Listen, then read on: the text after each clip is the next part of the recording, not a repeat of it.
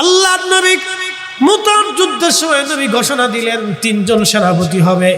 প্রথম হবে যায়েদ বিন হারেসা, সে যদি শহীদ হয়ে যায়। দ্বিতীয় সেনাপতি হবে জাফর, জাফর যদি শহীদ হয়ে যায়। তৃতীয় সেনাপতি হবে আব্দুল্লাহ বিন রাওয়াহা, সে শহীদ হয়ে যাওয়ার পরে চতুর্থ নম্বর সেনাপতি তোমরা নিয়োজিত করবা, নিয়োগ দিবা। মুসলমানরা জিহাদ করবে, যাও আপনজনদের কাছ থেকে বিদায় নিয়ে চলে আসো। হযরত যায়েদ দাঁড়ায় দাঁড়ায় কাঁদতে লাগলেন। আল্লাহর নবী ডাক দিয়ে বলেন, যায়েদ রে, কি জন্য তুমি কাঁদো?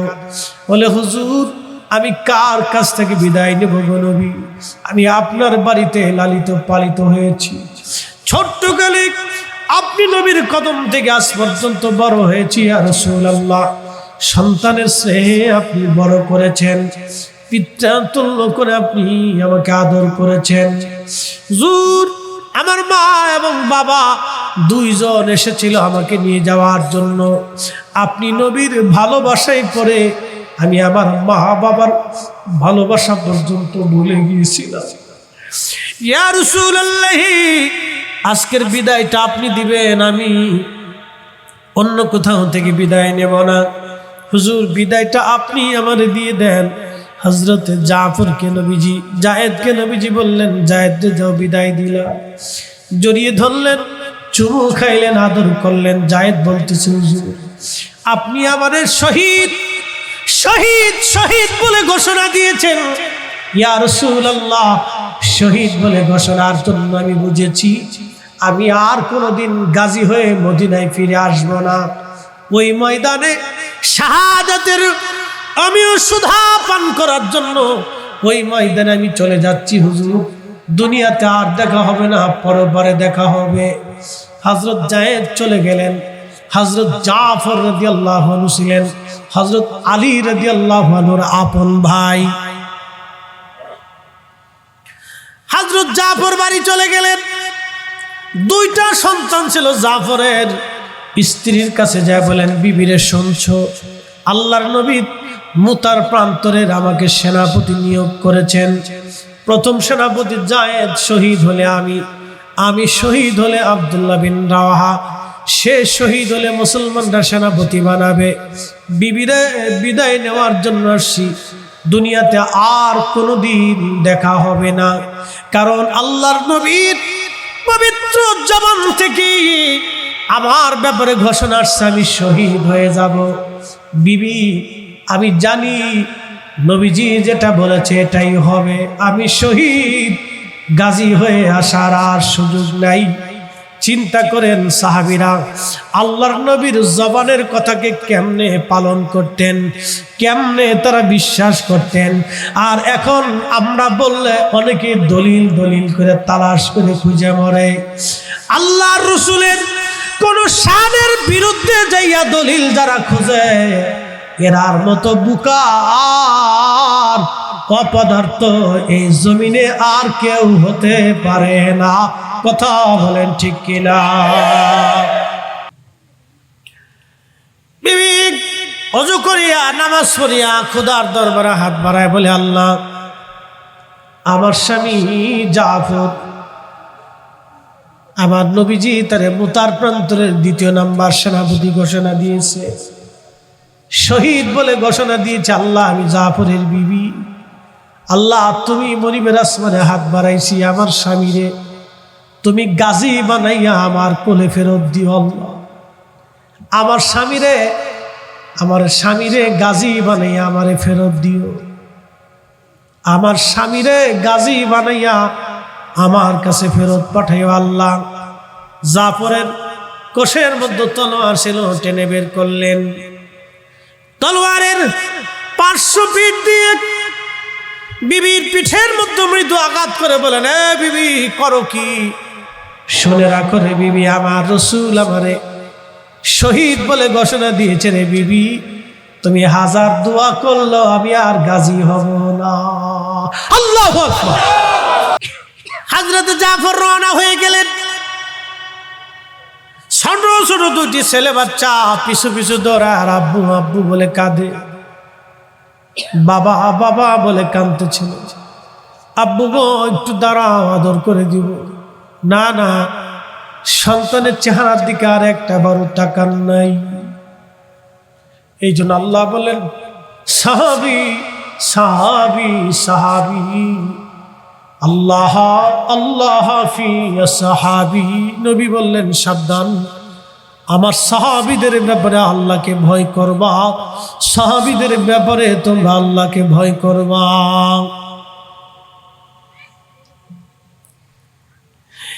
আল্লাহ নবীর আশিক সাহাবী জাফর হেঁটে হেঁটে চলে আসে, ছেলেরা পিছন পিছন দৌড়ে, একটা বারো দেখেন নাই। যদি সন্তানের মায়া কলিজার মধ্যে আসে রে, তাহলে কলিজার ভিতরে সন্তানের মায়া যদি এসে যায়, নবীর মায়া বাদ হয়ে যাবে। তাদের এত দাম আল্লাহ দিলেন, সেই জাফর জিহাদের ময়দানে চলে গেল, যাই শহীদ হয়ে গেলেন। কালেমার পতাকায়, যুবক আমার দিকে তাকাও, কালেমার পতাকা। যায়েদ ডাক দিছে, জাফর কোথায় আপনি? তাড়াতাড়ি আসেন, আমি যায়েদ শহীদ হতে যাচ্ছি। আল্লাহর নবীর দেওয়ার কালেমার পতাকা আপনাকে ধরতে হবে, পতাকা যেন জমিনে পড়ে না যায়। হযরত জাফর দৌড়ে এসে পতাকা ধরলেন। প্রচন্ড যুদ্ধ করতেছিলেন তিনি। মাত্র 3000 মুসলমান, 2 লক্ষ কাফেরের সাথে যুদ্ধ চলতেছে। আপনি কল্পনা করতে পারবেন না, ইতিহাসের কঠিন জিহাদ ছিল এটা। মাত্র 3000 মুজাহিদ 2 লক্ষ কাফের সেনাদের সাথে জিহাদ করতেছে। আল্লাহু আকবার। জাফর কালেমার পতাকা ধরে তলোয়ার চালাইতেছিলেন। দীর্ঘ সময় কাফেরদের ভিড়ের মধ্যে তিনি একা একা লড়াই করতে লাগলেন। বেঈমানের দলেরা পিছন দিক থেকে জাফরের ডান হাতে আঘাত করলো, হাত কেটে দ্বিখণ্ডিত হয়ে পড়ে গেল। বাম হাত দিয়ে কালেমার পতাকা তিনি চেপে ধরলেন। ওরা বাম হাতের মধ্যে তলোয়ারের আঘাত করলো, আর সেই দিন বাম হাত কেটে জমিনের মধ্যে পড়ে গেল। জাফর কালেমার পতাকা সেদিন কামড় দিয়ে ধরে আব্দুল্লাহকে ডাক দিয়ে বলেন, আব্দুল্লাহ বিন রাওয়াহা তাড়াতাড়ি আসেন, আমি জাফর শহীদ হতে যাচ্ছি, কালেমার পতাকা জমিনে পড়তে দিতে পারবো না। কামড় দিয়ে ধরে বুকের মধ্যে পতাকা ধরে চেপে ধরেছিলেন, জমিনে সেই দিন পতাকা জাফর পড়তে দেন নাই। সুন্নি মুসলমান আজকে ওয়াদা করে যেতে হবে, আহলে সুন্নাতুল জামাতের জন্য, আল্লাহর রাসূলের ইশকের জন্য, হযরত জাফরের মতো জিহাদের ময়দানে যাবার জন্য আমরা প্রস্তুত আছি না নাই?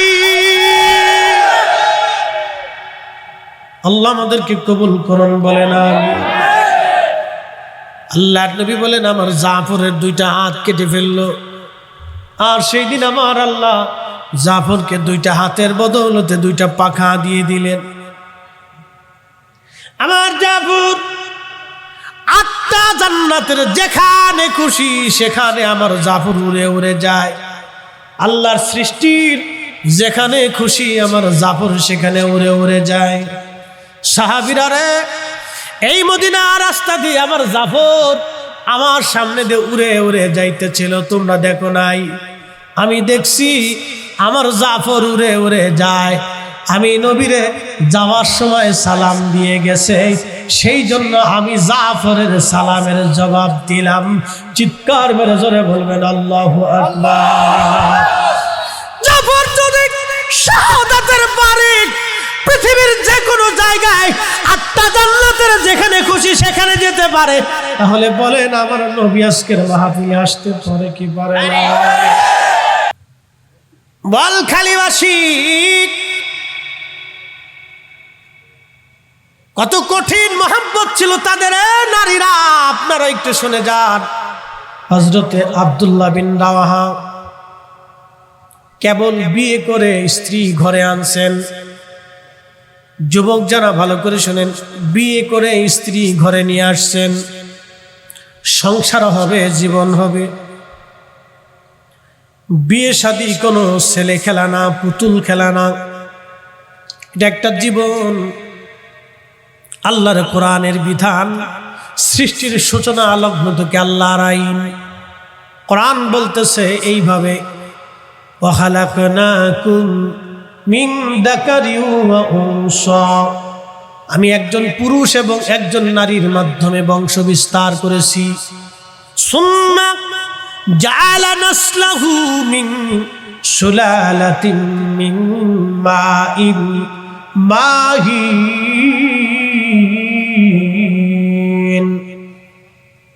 আমি বাবা এবং মায়ের মাধ্যমে ধাবমান পানি থেকে আমি মানুষের বংশ বিস্তার করলাম। আমি আল্লাহর আইন। যুবক যুবতীর বয়স বিবাহের সময় হলে বিয়ে দিতে হবে, এটা আল্লাহর আইন। সৌদি আরবের সিস্টেম ভিন্ন। বাপের কোটি কোটি টাকা আছে, বুড়াকালে 60 বছর বয়স বাপে বিয়ে করবার যায়, পোলা চাইয়ে থাকে। মধ্যপ্রাচ্যে থাকছেন না আপনারা? যারা থাকছেন তারা জানেন, বাপের বয়স 75 বছর, তখনও বাপে বিয়ে করবার যায়, পোলা চাইয়ে থাকে। আল্লাহর নবীর তরিকা হচ্ছে, তুমি বাবা সন্তান যদি উপযুক্ত হয় তাহলে তাকে বিয়ের ব্যবস্থা করো, তোমার অর্থ দিয়ে হলেও তাকে বিয়ের পয়গাম করাও। সন্তানের বিবাহের উপযুক্ত হলে তারে বিয়ে করাও, বিবাহের ব্যবস্থা করো। এই বিয়েটা ছেলে খেলা না, পুতুল খেলা না, এটা আল্লাহর আইন, আল্লাহর বিধান। অতএব ভালো পাত্র দেখে বিয়ে দিবেন। আর কোটিপতি দেখে মনে করছেন বিরাট টাকার মালিক, গাঞ্জুটি হিরোইনসি, বাবার মুরিদ চিনছেন না আপনারা? ইয়াবার মুরিদ, আর একটা হলো বোতল সার মুরিদ। প্রিয় উপস্থিতি,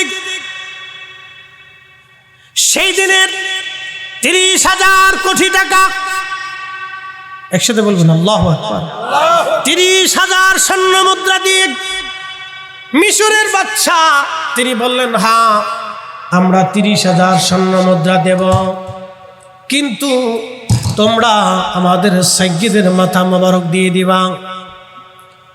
সুলতান রাজি হয়ে গেল, সবাই রাজি হয়ে গেল। দিন তারিখ নির্দিষ্ট হলো। মিশরের সুলতান তিনি সেনাবাহিনী নিয়ে হাজার হাজার সৈন্য নিয়ে হযরতে ইমাম হুসাইন রাদিয়াল্লাহু আনহুর মাজারে গেলেন। জুতা পাই দিয়ে যান নাই।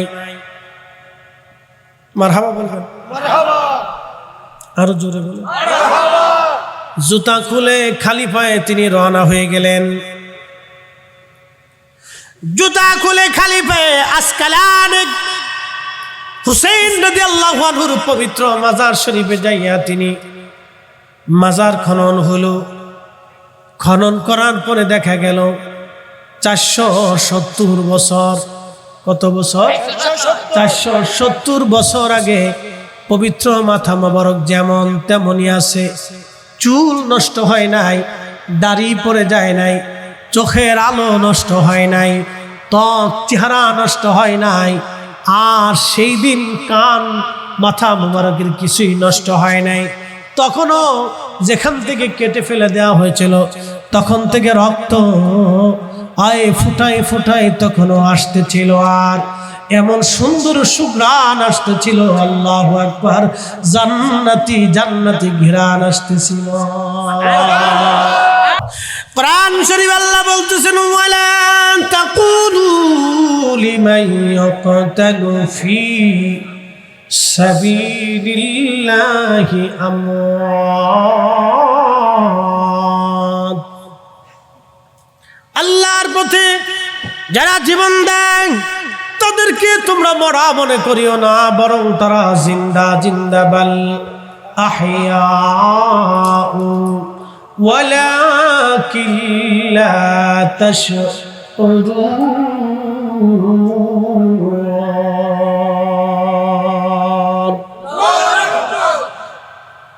বরং তারা জিন্দা, তোমরা সেটা বুঝো না, অনুধাবন করো না। তারা জিন্দা। আমার দিকে তাকান, খুব মনোযোগ দিয়েন। এই বাইতুল আকসায় 1 লক্ষ মুসলমানকে তারা শহীদ করেছিল। সেই দিন 1,00,000 মুসলমানের রক্ত বাইতুল আকসাতে হাঁটু পর্যন্ত রক্ত গেড়ে গিয়েছিল। জানেন এখানে রক্তপাত আজকে থেকে না, এখানে কোটি কোটি মুসলমান জীবন দিয়েছে। হাঁটু পর্যন্ত রক্ত একবারে ডুবে গিয়েছিল, এত পরিমাণে মুসলমানের রক্ত। খ্রিস্টানরা দখল করে নিয়ে নিল। মিশরের যিনি গভর্নর বাদশাহ ছিলেন তিনি চিন্তা করলেন আমাদের সাইয়্যিদ সুলতানে কারবালার মাজারে আসকালানে ওরা অপমান করবে, অযত্ন করে রাখবে, সম্মান দিয়ে রাখবে না। উনি দ্রুত গতিতে খ্রিস্টান মিশনারি ক্রুসেডের প্রধানকে তিনি অবহিত করে বললেন আমাদের মাজার আওলাদে পাক আওলাদে রসুলের পবিত্র মাথা দিয়ে দাও। খ্রিস্টানরা বলল তোমাদের হুসাইনের মাথা দিয়ে আর আমরা কি করব? ওই মাথার তো আমাদের প্রয়োজন নাই, তোমরা মাথা নিয়ে চলে যাও, কিন্তু বিনিময় দিতে হবে, এমনিতেই দিতে পারবো না। মাথা নিতে হলে 30,000 স্বর্ণ মুদ্রা দিতে হবে। সেই দিনে 30,000 বর্তমানে হাজার হাজার লক্ষ কোটি টাকা। বাংলাদেশের 15 লক্ষ কোটি টাকা বিদেশে পাচার হয়েছে, কালকে দেখলাম 12 লক্ষ কোটি টাকা পাচার হয়ে গেল। কারা করেছে? সব গরিব মানুষ এই দেশ থেকে টাকা পাচার করছে নাকি কন? পাচার যারা করলো তারা ধনী ব্যক্তি। তার মানে বোঝা গেল যারা টাকা পাচার করলো তারা আমাদের সমাজের কেউ না, রাষ্ট্রের কেউ না। দল আপনার করেন, কিন্তু একটা কথা মনে রাখবেন, দল সেটা আপনার ব্যক্তিগতভাবে পালন করেন, ওটা আপনার ফাংশন। কিন্তু আমি বলতেছি কথা একটা, সেটা হলো আমার টাকা যদি কেউ চুরি করে নিয়ে যায়, সে যেই দলের লোক আমি ধরে মানতে পারবো না। কথা বলেন ঠিক কিনা? সালাতুন ইয়া রাসূলুল্লাহ আলাইকুম, সালাতুন ইয়া রাসূলুল্লাহ আলাইকুম, সালামুন ইয়া হাবিবাল্লাহ। শোনেন, এগুলি সাহাবীদের জীবনের চমৎকার কথা। আহা, তাদের জীবন বড়। এগুলি শুনলে, এগুলি বললে আপনাদের ঈমান দৃঢ় হবে। এই জন্য আল্লাহ রাসূল বলেছেন সাবধান, আমার পরে সমালোচনার পাত্র বানাইও না, গালিগালাজ করিও না তাদেরকে।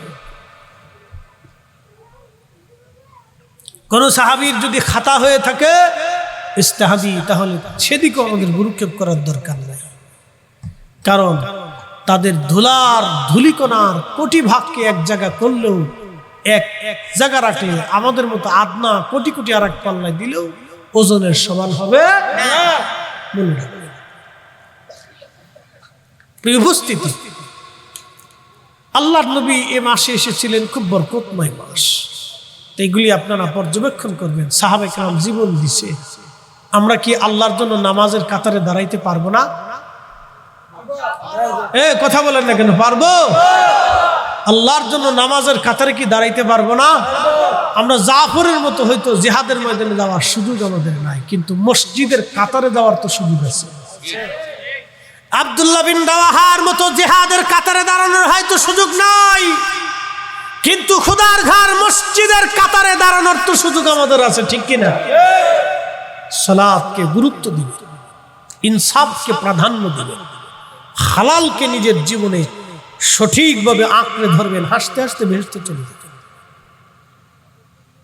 হালালকে নিজের জীবনে আঁকড়ে ধরবেন, ইনসাফকে প্রাধান্য দিবেন, সালাতের কাতারে দাঁড়িয়ে যাবেন, খুব গুরুত্বের সাথে নামাজ আদায় করবেন। রসুলের ইশক কলিজার ভিতরে এমন ভাবে গাঁথবেন যে কেউ যাতে এটাকে ছিনিয়ে নিতে না পারে। মরণের সময় আল্লাহর হাবিবের জিয়ারা নসিব হয়ে যাবে, দেখে দেখে কবরে চলে যেতে পারে।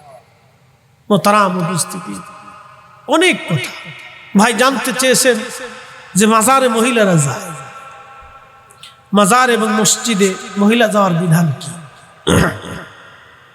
শোনেন, বর্তমান সিচুয়েশন তো একটা ফিতনার জামানা। কিসের জামানা? সাইয়্যিদুনা হযরত ওমর রাদিয়াল্লাহু আনহুর জামানাতে মহিলারা মসজিদে আসতে লাগলো। নিয়মিত 5 ওয়াক্ত নারীরা জমাতে আসে, কিন্তু মহিলারা আসার কারণে পুরুষরা একটু লালায়িত হচ্ছে, স্বাভাবিক। আমাদের ঘরের মেয়েটা যদি 5 ওয়াক্ত নামাজে মসজিদে যাওয়ার জন্য রাস্তা দিয়ে হেঁটে যায়, সলিমুদ্দির ঘরের কোলা কলিমুদ্দি ও গাছের কোনায় দাঁড়ায় চিন্তা করবে যে 5 বারই তো যায়, তাহলে একটু দাঁড়ায় থাকতে হবে। 1 দিন 2 দিন 3 দিন 4 দিন 1 মাস 6 মাস 1 বছর 2 বছর পরে ও চোখাচোখি দেখা দেখি পরে দেখবেন যার একটাও নাই, দুটোটাই চলে গেছে। হ্যাঁ ঠিক আছে, জোরে বলে দুটোটা কি হয়েছে, চলে গেছে। এই জন্য হযরত ওমর রাদিয়াল্লাহু আনহু বলেন, না, যদিও রাসূলের জামানায় নারীরা মসজিদে আসছে, এখন থেকে আর নারীরা মসজিদে আসবে না, তারা ঘরেই নামাজ পড়বে। আল্লাহর নবী বলেছেন, নারীরা ঘরে নামাজ পড়লেই আল্লাহ তাদেরকে দ্বিগুণ সওয়াব দান করবে। না আরো জোরে বলেন সুবহানাল্লাহ। নারীরা ঘরেই পড়ুক, মসজিদে আসার দরকার নাই। হযরত ওমর রাদিয়াল্লাহু আনহু নিষেধ করে দিলেন। এখন প্রশ্ন, তাহলে মাজারে যাবে কেন বা কিভাবে যাবে? আমি আগে বলছি কিছু কিছু মাজার আছে যেগুলির কোনো পজিশন নাই, একবারে পজিশন ছাড়া। ওটা গেলে পরে দেখলে শরীরে হিমশিম খায় যে কোন জায়গা আসলাম। খুব মারাত্মক, খুব ভয়াবহ চিত্র। শোনেন, এগুলো আজকে বলতে বাধ্য হচ্ছি, আমরা বলতে হবে, খুব ভয়াবহ চিত্র। এগুলি তো হতে পারে না, কখনোই হতে পারে না। শিরক, হারামকে হারাম বলতে হবে। মুসলমান কেন পাথরের সামনে সেজদা দিবে বলেন তো? মুসলমান তো আল্লাহকে সেজদা দিবে। আসতে বলেন তো, জোরে বলেন। মুসলমান তো আল্লাহকে সেজদা দিবে। রাসূল বলেছেন, যদি সাহাবায়ে কেরাম এক বিধানে বলেছিলেন, ইয়া রাসূলুল্লাহ, উঠে সেজদা দেয় আপনাকে, পশু পাখিরা আপনাকে সেজদা দেয়, তাহলে আমরাও দিব। আল্লাহর নবী বলেন, না, কখনোই না, আল্লাহর পরে অন্য কাউকে সেজদা দেওয়া যাবে না। যদি সেজদার বিধানই থাকতো তাহলে আমি স্ত্রীকে স্বামীর পায়ে সেজদা দিতে হুকুম প্রদান করতাম, সেজদা দেবা না। মাজারে আপনি সেজদা কেন দিবেন বলেন তো? আপনি কি মনে করেন শাহজালাল রহমতুল্লাহের মাজারে সেজদা দিলে উনি খুশি হয়? হ্যাঁ, আরে উনি তো শিরককে জমিন থেকে উৎখাত করে দেওয়ার জন্য, আল্লাহর নবীর দ্বীনকে কায়েম করার জন্য উনি তলোয়ার হাতে নিয়ে জমিনে জিহাদ করেছে। কথা বলেন ঠিক কেন? ওনার মাজারে যায় যদি আপনি সেজদা দেন, উনি খুশি হবে না? উনি বেজার হয়ে যাবে, যাই সর্বনাশ করতেছে, আল্লাহ বাদ দিও আমার সামনে পড়ে রয়েছে, করছে কি আমার শেষ করে দিতেছে। হয় না, এটা হয় না। যেটা শরীয়তে হারাম সেটা হারাম বলতেই হবে। মহিলারা যাবে, কিন্তু শর্ত আছে। যদি কোনো মাজারে পর্দা সহ আলাদা করে একবারে দেওয়াল সিস্টেম করে দিবে, কাপড়ের পর্দা না, ওটা মাঝে মধ্যে বেলেট দিয়ে কাইটে ফুটা করে দিবে। কি কথা কর না, কেন ফুটা করে দিয়ে দিবে?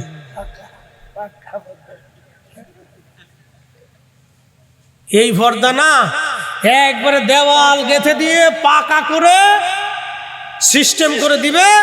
ওখানে জিয়ারতের জন্য শুধু নারীরা থাকবে, নারী গার্ড, নারী পুলিশ সব আলাদা থাকবে। তারা ওখান থেকে তো মাজার শরীফ থেকে অদূরে হতে হবে, কাছে না, একটু দূরে হতে হবে, দূরে হতে হবে। সুন্দর করে একবারে পর্দার সাথে আলাদা যদি ব্যবস্থা থাকে, তাহলে মহিলা ইচ্ছা করলে জিয়ারতের জন্য যেতে পারে।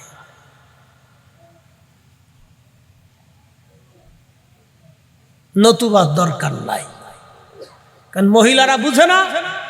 এই কিছু মাজার আছে, আল্লাহর রাস্তে মাফ করবেন, আমি সব অলির কথা বলতেছি না, খান জাহান আলীর মাজারে যায় দেখেন যে কি অবস্থা, চক্রাকারে শয়তান দাঁড়ায় দিয়েছে। আমি এক মাজারে গেছি, যাওয়ার পরে আমরা তো জিয়ারত করি, যাওয়ার পরে এক লোক আমার ঘুরে ঘুরে জিয়ারত করলাম। জিয়ারত শেষ করার পরে আল্লাহর রাস্তে মাফ করবেন, আমার বলতেছে, হুজুর এখানে হুজুর মুরাকাবা মুশাহাদা করতো, তা আপনি এখানে 500 টাকা দিয়ে যান এই সিমেন্ট কেনার জন্য। তাই আমি বললাম, সিমেন্ট দিয়ে কি হবে, সব জায়গায় তো পাকা করা। তো কেন আপনি দিয়ে যান? আমি তো না, এই টাকা কে নিবে? কমিটি নিবে। আমাকে এতিমখানা মাদ্রাসা কিচ্ছু তো নাই, তো এখানে আমি দিয়ে কি করব? তো বলতেছে হুজুর এই সিমেন্টের জন্য দিয়ে যান। আমি বললাম কমিটি কি ঠিক মতো পাবে? হ্যাঁ হুজুর, দিলে তারা পাবে। তা আমি চিন্তা করলাম তো একটু টেস্ট করে দেখি। তা আমি 20 টাকার একটা নোট ওই বাক্সের ফাঁকার ভিতর দিয়ে ঢুকাই দিয়ে আসছি। তো কিছুক্ষণ পরে ও দৌড়ে এসে বলতেছে হুজুর আপনি একজন আলেম মানুষ, এমন ঠকবাজি করতে পারেন? বলে কি করছি রে ভাই? আপনি না 500 দিবেন, 20 টাকা দিলেন কেন? আমাকে 20 টাকা তুমি দেখলা কেমনে? আমি খুলে দেখছি। আমি বললাম তুমি যদি খুলতে পারো তাহলে তুমিই চুরি করে খাও। কি কথা কর না, খারাপ করছি আমি? আমি তো তুমি যদি খুলতে পারো তাহলে তো তুমিই চুরি করে খাও। তাহলে আমি 20 টাকা দিয়ে তোরে টেস্ট করে দেখলাম তুই 1 নম্বর মাল না 2 নম্বর মাল।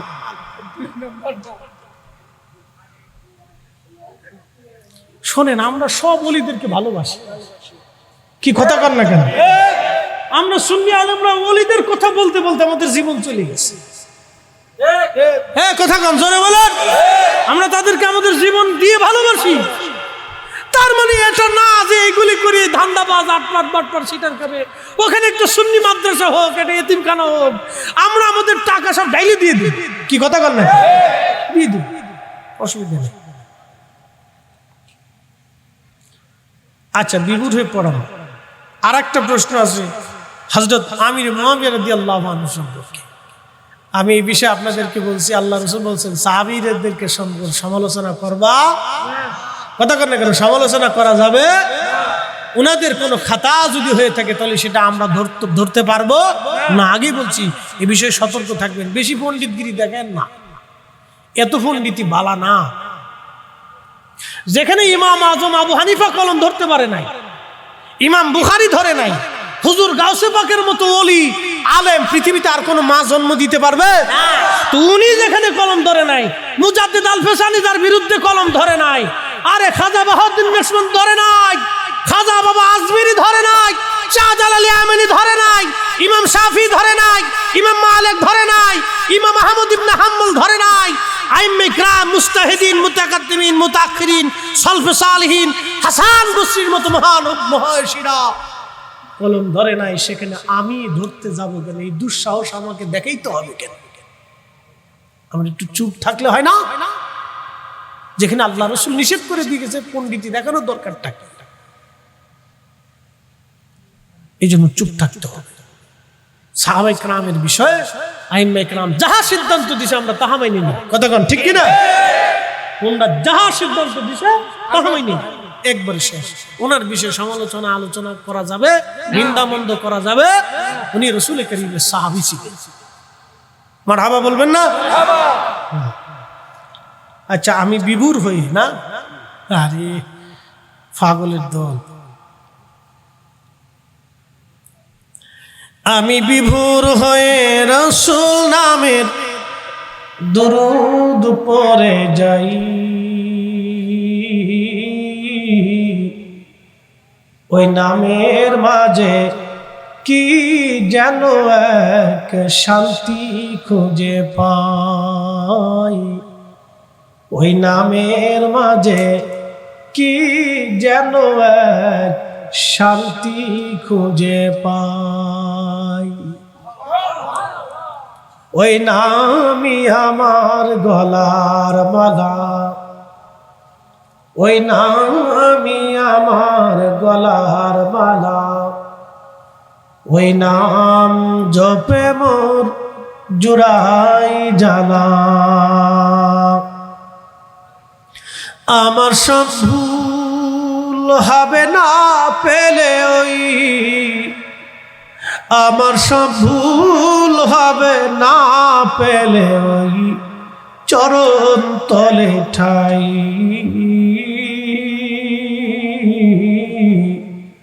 ওই নামের মাঝে কি যেন এক শান্তি খুঁজে পাই, ওই নামের মাঝে কি যেন এক শান্তি খুঁজে পাই।